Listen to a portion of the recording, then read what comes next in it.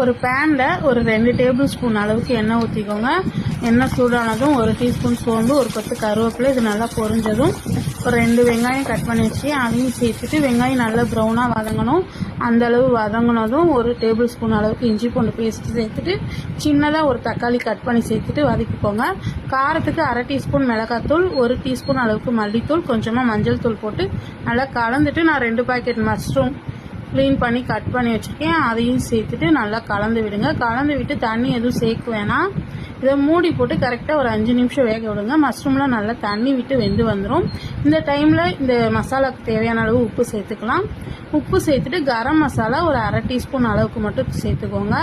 மிளகுத்தூள் ஒரு டீஸ்பூன் அளவுக்கு நல்லா சேர்த்துக்கோங்க, அவங்க காரத்துக்கு தகுந்த மாதிரி சேர்த்துட்டு ஒரு கொத்து கருவேப்பிலை இந்த மாதிரி பிச்சு சேர்த்துட்டு மூடி போட்டு ஒரு 5 நிமிஷம் விடுங்க. நம்ம மஷ்ரூம் பெப்பர் ஃப்ரை சூப்பராக ரெடி ஆயிரும். எல்லா விதமான வெரைட்டி ரைஸ், சப்பாத்தி எல்லாத்துக்குமே ரொம்ப சூப்பராக இருக்கும். பிடிச்சிருந்தா லைக் பண்ணி ஷேர் பண்ணுங்கள். மறக்காமல் நம்ம சேனலை சப்ஸ்கிரைப் பண்ணிக்கோங்க. கூடவே பெல் ஐக்கான் கிளிக் பண்ணுங்கள்.